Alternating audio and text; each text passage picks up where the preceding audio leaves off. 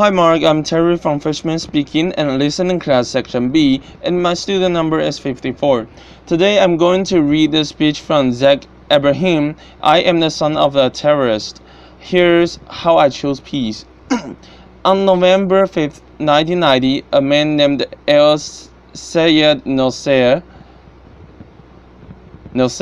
walked into a hotel in Manhattan and assassinated Rabbi Meir Kahane, the leader of the Jewish Defense League.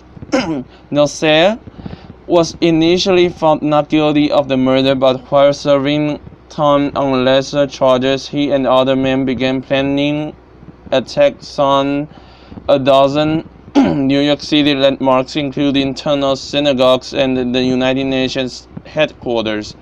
Thankfully, those plans were foiled by an FBI informant. Sadly, the 1993 bombing of the World Trade Center was not. Nosser would eventually be convicted for his involvement in the plot. El Sayed Nosser is my father. I was born in Pittsburgh, Pennsylvania in 1983 to him, an Egyptian engineer, and a loving American mother and grade school teacher who together tried their best to create a happy childhood for me. It wasn't until I was 7 years old that our family dynamic started to change. My father exposed me to a side of Islam that few people, including the majority of Muslims, get to see. It's been my experience that when people take the time to interact with one another, it doesn't take long to realize that for the most part, we all want the same things out of life. However, in every religion, in every population, you'll find a small percentage of people who hold so fervently to their beliefs that they feel they must use any means necessary to make others live as they do. A few months prior to his arrest, he sat me down and explained that for the past few weekends he and some friends had been going to a shooting range on Long Island for target practice. He told me I'd be going with him the next morning. We arrived at Calverton shooting range, which, unbeknownst to our group, was being watched by the FBI. When it was my turn to shoot, my father helped me hold the rifle to my shoulder and explained how to aim at the target about 30 yards off. That day, the last bullet I shot hit a small orange light that sat on top of the target, and to everyone's surprise, especially mine, the entire target burst into flames. My uncle turned to the other man in Arabic said, Ibn Abu, like father, like son. They all seemed to get a really big laugh out of that comment, but it wasn't until a few years later that I fully understood what they thought was so funny. They thought they saw in me the same destruction my father was capable of. Those men would eventually be convicted of placing a van filled with 1,500 pounds of explosives into a sub-level parking lot of the World Trade Center's North Tower, causing an explosion that killed 6 people and injured over 1,000 others. These were the men I looked up to. These were the men I called Amu, which means uncle. By the time I turned 19, I had already moved 20 times in my life, and that instability during my childhood didn't really provide an opportunity to make many friends. Each time I would begin to feel comfortable around someone, it was time to pack up and move to the next town. Being the perpetual new face in class, I was frequently the target of bullies. I kept my identity a secret from my classmates to avoid being targeted, but as it turns out, being the quiet, chubby new kid in class was more than enough ammunition. So for the most part, I spent my time at home reading books and watching TV or playing video games. For those reasons, my social skills were lacking, to say the least, and growing up in a bigoted household, I wasn't prepared for the real world. I'd been raised to judge people based on arbitrary measurements like a person's race or religion. So, what opened my eyes? One of my first experiences that challenged this way of thinking was during the 2000 presidential elections.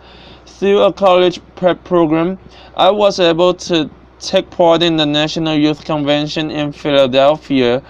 My particular group's focus was on youth violence, and having been the victim of bullying for most of my life, this was the subject in which I felt particularly passionate.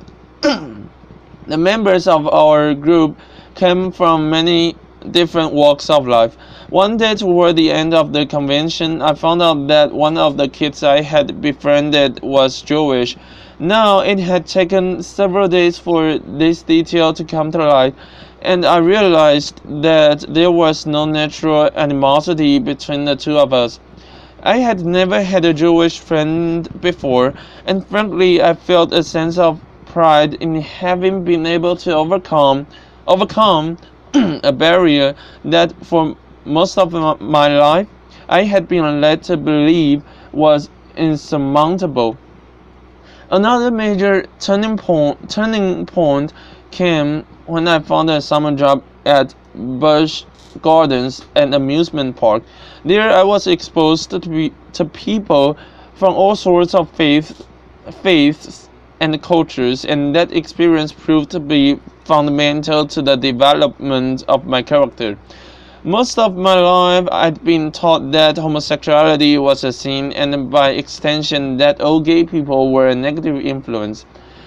As chance would have it, I had the opportunity to work with some of the gay performers at a show there, and soon found that many were the kindest, least judgmental people I had ever met. Being bullied as a kid created a sense of empathy in me toward the suffering of others, and it comes very unnaturally to me to treat people who are kind in any other way than how I would want to be treated. Because of that feeling, I was able to contrast the stereotypes I'd been taught as a child with real life experience and interaction. I don't know what it's like to be gay, but I'm well acquainted with being judged for something that's beyond my control.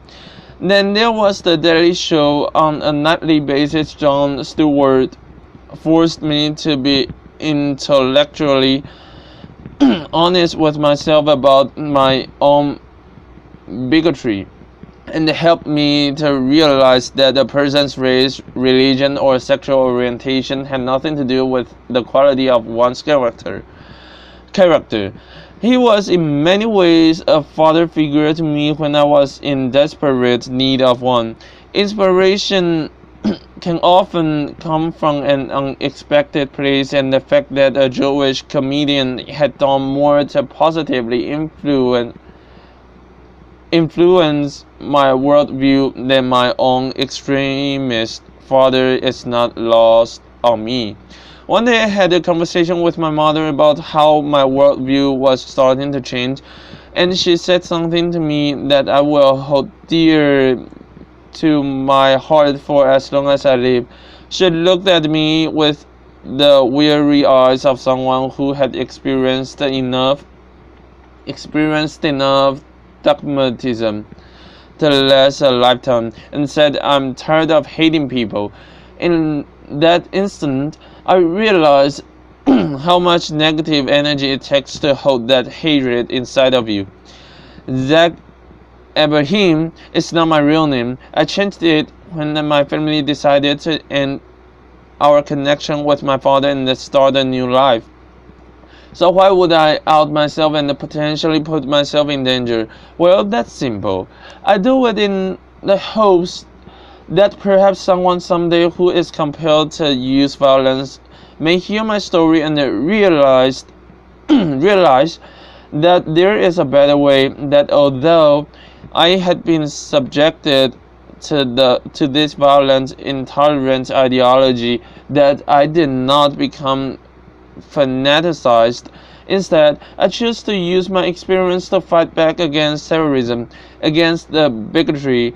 I do it for the victims of terrorism and their loved ones, for the terrible pain and the loss that terrorism has forced upon their lives.